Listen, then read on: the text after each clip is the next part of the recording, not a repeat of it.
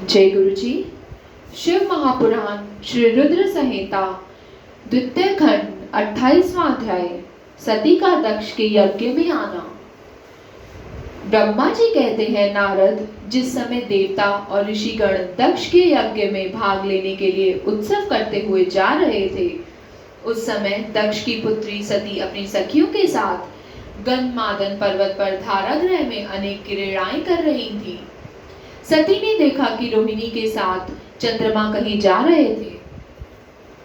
तब सती ने अपनी प्रिय सखी विजया से कहा, हे विजय, जल्दी जाकर पूछो कि देवी रोहिणी और चंद्र कहाँ जा रहे हैं। तब विजया दौड़कर चंद्रदेव के पास गई और उन्हें नमस्कार करके उनसे पूछा कि हे चंद्रदेव, आप कहाँ जा रहे हैं। चंद्रदेव ने उत्तर दिया कि वे दक्ष द्वारा आयोजित यज्ञ में निमंत्रित हैं, अतः वहीं जा रहे हैं। यज्ञ उत्सव के बारे में सुनकर देवी विजया तुरंत देवी सती के पास आई और सारी बातों से सती को अवगत कराया। तब देवी सती को बड़ा आश्चर्य हुआ कि ऐसी क्या बात है जो पिताजी ने यज्ञ उत्सव के लिए अपनी बेटी दामाद को निमंत्रण तो दूर सूचना भी नहीं दी। बहुत सोचने पर उनकी समझ में कुछ नहीं आ सका। असमंजस की स्थिति में वे अपने पति महादेव जी के पास गई और उनसे कहने लगी। सती बोली, हे महादेव जी, मुझे ज्ञात हुआ है कि मेरे पिता श्री दक्ष जी ने एक बहुत बड़े यज्ञ उत्सव का आयोजन किया है, जिसमें उन्होंने सभी देव ऋषियों, महर्षियों और देवताओं को आमंत्रित किया है। सभी देवता और ऋषिगण वहां एकत्रित हो चुके हैं।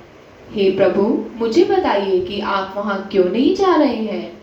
आप सभी सुहृदयों से मिलने को हमेशा आतुर रहते हैं। आप भक्त वत्सल हैं। प्रभु, उस महायज्ञ में सभी आपके भक्त पधारे हैं। आप मेरी प्रार्थना मानकर आज ही मेरे साथ मेरे पिता के उस महान यज्ञ में चलिए।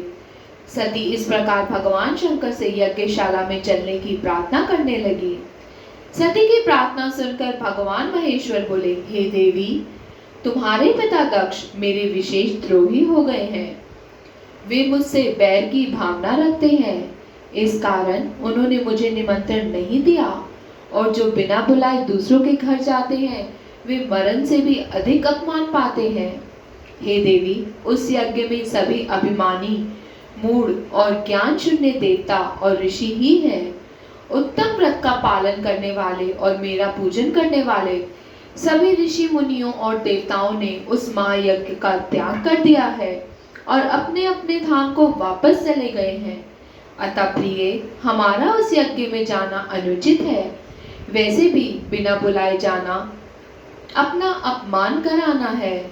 शिव जी के इन वचनों को सुनकर देवी सती क्रुद्ध हो गई और शिव जी से बोली, हे प्रभु, आप तो सबके परमेश्वर हैं। आपके उपस्थित होने से यज्ञ सफल हो जाते हैं। आपको मेरे दुष्ट पिता ने आमंत्रित नहीं करके आपका अपमान किया है। भगवान, मैं ऐसा करने का प्रयोजन जानना चाहती हूँ कि क्यों मेरे पिता ने आपका अनादर किया है।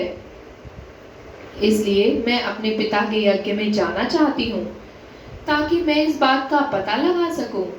अतः प्रभु, आप मुझे आज्ञा प्रदान करें।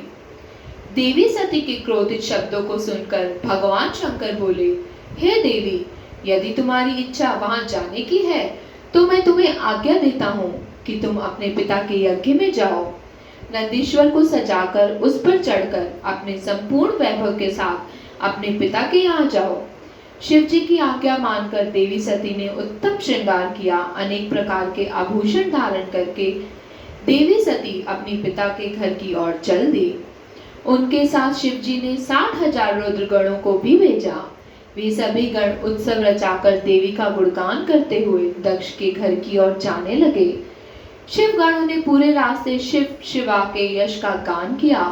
उस यात्रा काल में जगदम्बा बहुत शोभा पा रही थी।